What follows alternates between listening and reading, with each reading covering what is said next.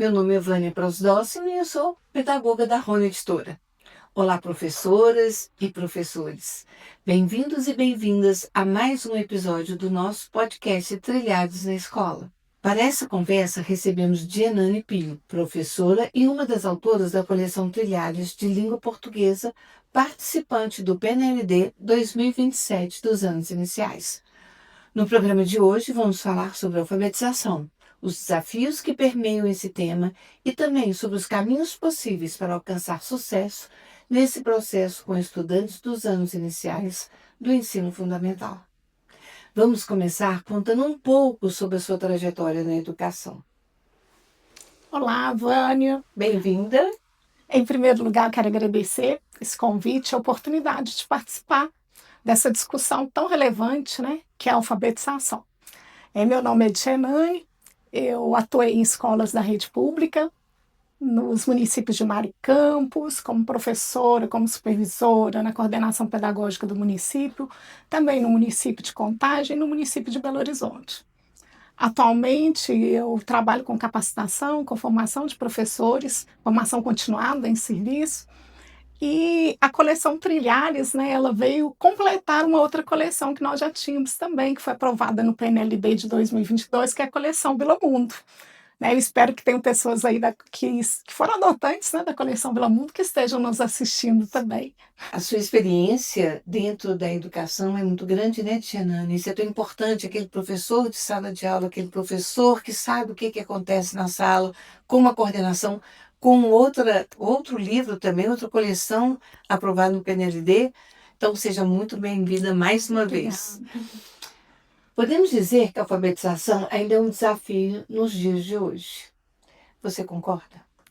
Eu concordo, Vânia, até porque os resultados que nós temos hoje na educação, por exemplo, os últimos resultados que nós temos acesso, porque ainda não saíram os resultados da avaliação do SAEB, né, que é a avaliação de larga escala do nosso país, mas os resultados do Compromisso Nacional Criança Alfabetizada, foram identificados 34% das crianças ao final do segundo ano que ainda não aprenderam a ler. Quando a gente fala em 34%, nós pensamos, já vencemos 66%, mas 34% representam mais de 1 milhão de crianças que ainda não alcançaram êxito no processo de alfabetização nos 2 anos iniciais do ensino fundamental, né? Tendo cursado os 2 anos iniciais. Sim. Então, é um tema bastante relevante que nós ainda precisamos discutir e avançar muito. Então, além de ser um tema relevante, Vânia, nós tivemos estudos recentes também que podem contribuir muito com esse processo. Eu acho que nós precisamos também avançar para que esses estudos eles alcancem as salas de aula. Então, Gianane, você poderia nos contar um pouco sobre esses estudos e o que eles trazem de novo e o que pode ajudar o professor na tarefa de alfabetizar? A gente vem num caminho, né, Vânia, que a alfabetização durante muito tempo ela foi considerada só a partir dos métodos. Então o foco estava no método e não estava em como a criança aprende, como ela constrói esse conhecimento.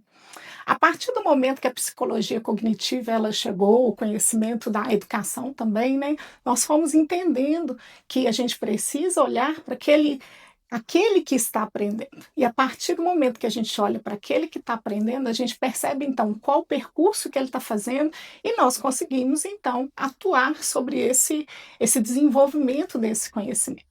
Além disso, a neurociência também, ela chegou com muitas contribuições para a alfabetização, para o campo da educação em geral, mas principalmente para a alfabetização.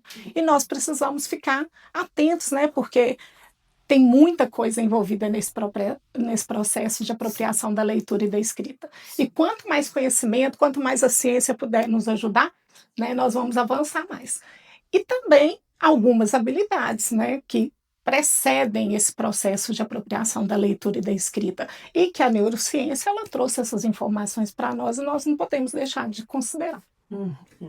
E com essa fala, né, Gianane, a gente vê o quanto que é importante a gente estudar, a gente está pegando essas pesquisas e atualizando, né, sobre esses conhecimentos. Você disse, então, anteriormente, que há algumas habilidades que precisam ser ensinadas antes da criança aprender a ler e escrever. Que idades são essas? Boa pergunta, Vânia. E são habilidades realmente que são preditoras da alfabetização. Uhum. Por exemplo, a memória fonológica. A criança precisa de guardar sons que se repetem numa mesma frase, né? Nas palavras. A escrita emergente, para a criança escrever, ela precisa de ter algumas habilidades anteriores. Por exemplo, essa pegada do lápis, ela vai exigir muita força muscular, né? Então, a criança precisa de realizar outras atividades também para Uhum. esse movimento de escrita. E às vezes a gente está preocupado ali com a escrita cursiva, como muitos professores preocupam, né? Com esse trabalho com a escrita cursiva. Uhum. E esse trabalho tem um outro que precede, né? Usar a tesoura, fazer bolinha com a massinha, tudo isso Rasgar precede. papel. Rasgar papel, fazer bolinhas de papel, Sim. tudo isso precede. Hum. Além disso, a gente tem outras habilidades também, e eu vou destacar uma importantíssima, que é a consciência fonológica. A consciência fonológica vai ser fundamental para esse processo de apropriação do nosso sistema de escrita. E a gente pode encontrar isso nas parlendas, nos trava-línguas, nas poesias, né? Exatamente. Quantos gêneros que a gente pode fazer esse trabalho. Quando é que se deve iniciar o trabalho, então, dessas habilidades? Essas habilidades, na verdade, elas se iniciam na educação infantil, a partir dos 4 anos de idade, porque elas estão muito ligadas à oralidade, à reflexão que a criança vai fazer sobre a língua, como uma palavra se divide em sílabas, qual som que essa palavra termina, qual som que essa palavra se inicia. Então, realmente, esse trabalho é feito iniciado, né, na educação infantil. Mas nos anos iniciais nós não podemos descuidar disso, porque é nos anos iniciais que isso vai se materializar na escrita e na leitura. Então, o professor que trabalha com os anos iniciais, ele precisa conhecer a consciência fonológica, né, o desenvolvimento da consciência fonológica, e ele precisa, sim, desenvolver habilidades que vão contribuir para essa reflexão da língua e para essa materialização que vai acontecer nesse processo de leitura e de escrita. E foi isso que nós fizemos na coleção Trilhares. Nós trouxemos esse conhecimento da consciência fonológica materializado na leitura e na escrita, o que facilita também para a criança, né, para o aluno e para o professor também a trilhar essa trajetória, né, nesse processo de apropriação da leitura e da escrita, nesse processo de alfabetização. Eu vendo os livros de Hernani, eu fiquei encantada de ver todos os textos, todo o trabalho que realmente traz essa orientação para o professor. Muito bom. Exatamente, tem orientações claras sobre esse trabalho, tanto no manual do professor, quanto também no livro do aluno. A gente dá orientações explícitas para ele poder entender realmente fazer essa materialização ali da consciência fonológica. No início desse programa, você falou sobre os métodos e que não é possível centralizar o ensino da alfabetização neles. Mas hoje, ainda é importante usar um método para alfabetizar, mesmo considerando que as construções cognitivas dos alunos são o centro do processo? Pois é, Vani. O nosso sistema de escrita é um sistema de escrita alfabética. E ele tem uma relação intrínseca entre o grafema e o fonema. Ele tem um princípio que a gente diz que é o princípio fonográfico. Então, os métodos, eles são sim válidos. É importante os professores conhecerem os métodos, de onde que cada método parte, seja ele analítico ou sintético. É importante que o professor conheça. Mas o principal foco precisa estar realmente no aluno, em como ele aprende, como ele constrói esse conhecimento, como que ele se apropria da leitura e da escrita, como que ele vai construindo essa aprendizagem. O método, ele vem mostrar alguns caminhos. A gente não deve descartar os métodos, mas a gente precisa saber onde o método se encaixa nesse processo de ensino-aprendizagem. E sempre pensando no método que esse aluno seja coparticipante, sujeito dessa ação, né? Um sujeito ativo. Um sujeito ativo, como a gente fez na proativo. coleção Trilhares. A gente trouxe esse aluno para o centro, mas sem desprezar que existem caminhos que facilitam o processo de alfabetização. E isso está definido lá no livro. Isso orienta Exatamente. esse professor. Exatamente. Olha que bom, olha que bom. E completando, Vânia, o aluno, né, a criança, ela passa por níveis durante esse processo de ensino-aprendizagem. E esses níveis, eles vão direcionar o professor para saber onde ele deve intervir. Então, Por exemplo, tem alguns níveis que a gente pode destacar aqui, o nível da Garatujo. Quando a criança faz aqueles rabiscos, que a gente pede para ela escrever, ela faz alguns rabiscos, ela está escrevendo do jeito dela, da forma como ela sabe. Ela está demonstrando o que ela sabe. E a cada nível que a criança vai passando, pré-silábico, silábico, silábico alfabético, ela vai demonstrando realmente em que fase que ela está na construção desse conhecimento. E isso vai contribuir muito para o professor, para ele saber como ele deve intervir em cada uma dessas fases. Isso. Por isso que a gente falou lá atrás, né? Conhecimento, o estudo. Quanto mais, né? Eu estudo para poder auxiliar esse aluno nesses níveis, nem ele saber fazer como é que ele vai passar para a próxima, né? Para o próximo nível. E o percurso está muito claro na coleção Trilhares. A gente colocou lá das atividades de consciência fonológica, consciência de palavra, consciência de sílaba, porque vão ajudar realmente o professor a entender em que fase do percurso, inclusive as avaliações que a gente tem, né, o monitoramento que a gente tem na coleção vai contribuir muito para que o professor ele identifique, né, o nível que o aluno está e ele possa realizar as intervenções necessárias. Dentro dessa sua fala, o professor, então, pode intervir para ajudar o aluno a passar para um outro nível? Como? Ele pode, ele deve, porque o professor ele é um mediador. Durante algum tempo, né, quando chegaram aqui as abordagens construtivistas, sociointeracionistas, o professor teve dúvidas sobre o seu papel ali entre o conhecimento e o aluno. Mas hoje a gente já tem claro isso.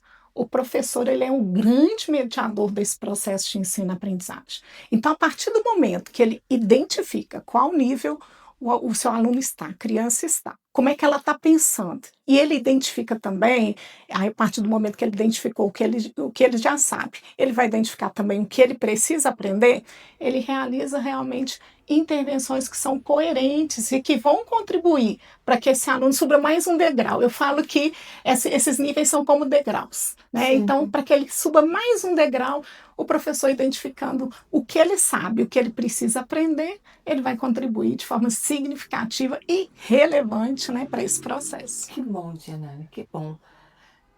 No último bloco, você falou que o ensino da leitura e da escrita precisa ser de uma forma explícita. Existe um caminho para isso? Sim, existe e ele é extremamente necessário. Por isso que quando eu falo dos métodos, durante algumas fases que nós vivemos aí na educação, eu falo que a gente vive fases onde vão chegando as informações e nós vamos nos apropriando delas e às vezes nós até tomamos essas informações de uma forma um pouco inadequada, né? Os métodos, com o fim dos métodos, vamos eliminar os métodos, vamos deixar os métodos de lado. Mas os métodos realmente eles contribuíam para isso, para ensinar de forma explícita. E a gente precisa de utilizar caminhos que ensinem de forma explícita para esse aluno que existe uma relação grafema-fonema, um princípio fonográfico na nossa língua, o que vai facilitar de maneira sobrenatural mesmo essa aprendizagem do aluno. Quando ele consegue entender essas relações, ele avança no processo. A gente consegue perceber isso. Inclusive tem um autor que é Derraime, ele é um autor francês. Ele estudou várias línguas e aprendizagem de várias línguas. E uma das teorias que ele tem é que línguas como a nossa, que são muito transparentes, como a nossa língua, o espanhol também, elas deveriam ser ensinadas em apenas 3 meses. Porque nós temos ali 26 grafemas, que representam os nossos fonemas, que são 31 fonemas. Então, é uma relação muito simples para a gente poder ensinar para a criança, mas se a gente não ensinar de forma explícita, ele tiver que tentar adivinhar ou tentar descobrir isso sozinho, isso realmente vai ser um processo mais demorado. Mas quando nós ensinamos de forma explícita, é garantia total de que os nossos alunos vão avançar nesse processo. Ainda existe uma falsa oposição entre alfabetização e letramento? Ótima pergunta, Vânia, porque durante um tempo, numa dessas nossas fases da educação, a gente entendia que podia ser ensinado de forma separada. A alfabetização, que é a decodificação, e o letramento, que é para que os textos servem, qual a função deles, as pessoas que vão receber aqueles textos ali. Mas Eu posso dizer que, pelo menos na coleção Trilhares, essas duas habilidades, né, essas duas aprendizagens, elas estão correlacionadas. Porque nós aliamos ali esse processo de aprendizagem da relação fonema-grafema com os textos que fazem parte da realidade dos nossos alunos, das nossas crianças, fazem parte da realidade da nossa vida. Porque esses textos, eles estão ali, eles permeiam o nosso cotidiano, fazem parte da nossa vida. Então, esse é um dos princípios que a gente leva como fundamental na coleção Trilhares, né? Alfabetização e letramento caminharem juntos, de mãos dadas. Isso. Eu já estou aqui imaginando quanto que os professores dali estão curiosos já para ver essa coleção. Quanto aos desafios, o que você mais escuta dos professores da rede pública? Apesar de todas as minhas tentativas para alfabetizar, eu tenho alunos que ainda não aprenderam. Aí isso é o que eu mais escuto. Eu tenho uma turminha ali de uns 5, de uns 6, e é esse montante desses 5 e desses 6 que vão constituindo aqueles mais de 1 milhão que eu falei no início do nosso programa, né? Então, eu acho que é um desafio maior que os professores têm. Agora, por que esse desafio? Porque muitos desses conhecimentos que nós discutimos aqui durante o programa, né, em relação à ciência chegando na sala de aula, os conhecimentos da neurociência, esses conhecimentos ainda não alcançaram o professor que está ali na frente, que está trabalhando na frente de batalha mesmo, né? Eles ainda não alcançaram. E aí o professor ainda trabalha com alguns resquícios, né, de conhecimentos que são um pouco ultrapassados e que precisam de ser superados para que a gente avance nesse processo de alfabetização com todas as crianças. Mais uma vez a gente volta a falar da importância do professor estudar, da importância do professor estar continuamente, né, se ouvindo essas pesquisas, lendo essas pesquisas, né, Dinane? Exatamente. Muito interessante. Como um bom material didático pode ajudar? Coleção Trilhares. Ele precisa trazer esses conhecimentos, porque esses conhecimentos cheguem ao professor, mas de uma forma clara, porque a gente cansou de livros teóricos, né? Livros que não vão contribuir de uma forma significativa para a prática, porque o professor precisa entender como é que eu vou colocar isso em prática, e não apenas entender que existem ciências e teorias. E é isso que a gente fez na coleção Trilhares. A gente colocou orientações para o professor, que são orientações claras, passos a seguir, caminhos a trilhar que vão facilitar muito esse processo de ensino-aprendizagem da leitura e da escrita. Que bom, Diana. Recebemos uma pergunta da professora Juliana, de Goiás. Como ajudar uma criança que ainda não lê convencionalmente? Olha a pergunta aí. De novo, né? Dos desafios, né, Diana? Exatamente. Identificar o nível de escrita dela. A primeira coisa, o primeiro passo, né? Identifica o que ela já sabe sobre a escrita.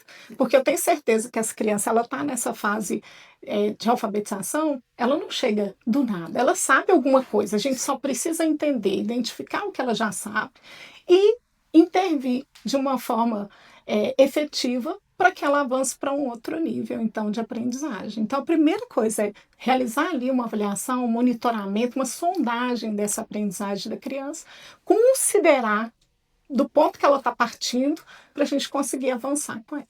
Que ótimo. Pergunta do professor Marcos do Ceará. Estamos rodando aí, o Brasil. Como avaliar sem transformar a avaliação em um momento de ansiedade? Boa pergunta, né, Marcos? Marcos fez uma boa pergunta. E nós, inclusive, acabamos de discutir sobre isso. Sim. Quando a avaliação ela é uma sondagem, ela é um monitoramento desse processo de desenvolvimento das crianças que a gente está atendendo e vai nortear o meu planejamento, vai direcionar as minhas estratégias, então a avaliação deixa de ser aquela avaliação punitiva. Que nós não, né, Vânia? Nós somos muito novas, né? Mas que anos passados era utilizada realmente com essa função de punir os alunos. Hoje a avaliação precisa ser vista dessa forma. Ela precisa ser vista como um instrumento que vai ajudar a nortear as nossas estratégias e as nossas ações e identificar também, né, a partir do que a gente identifica no processo de construção do conhecimento do meu aluno. Agora a pergunta da professora Patrícia, do Pará, Que bom, Patrícia, que você mandou uma pergunta para nós. Como trabalhar a alfabetização e a inclusão ao mesmo tempo?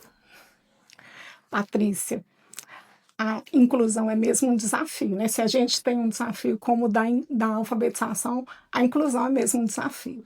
Mas a neurociência também traz muitas respostas, porque a neurociência, ela explica, ajuda a explicar como as pessoas aprendem de diferentes formas, Uhum. independente de como o cérebro delas funciona.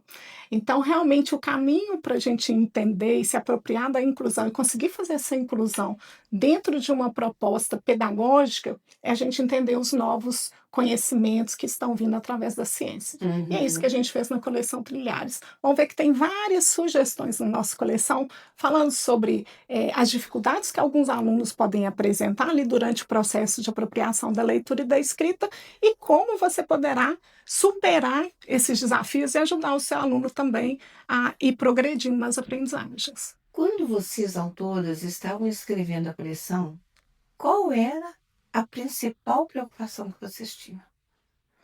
Que fosse um material realmente que estivesse de acordo com a realidade das salas de aula das escolas da rede pública. Porque muitas vezes nós recebemos material que destoa da realidade que está acontecendo ali. E que ajudassem também esse professor a trilhar esse caminho de apropriação, de ensino, né, da alfabetização e os estudantes nesse caminho de apropriação da leitura e da escrita. Então, essa foi a nossa maior preocupação. Diante da nossa experiência, nós sabíamos que era uma tarefa, não era muito fácil, mas nos esforçamos mesmo para trazer todas as experiências das salas de aula inúmeras que nós trabalhamos e atendemos também, professores com as suas dúvidas.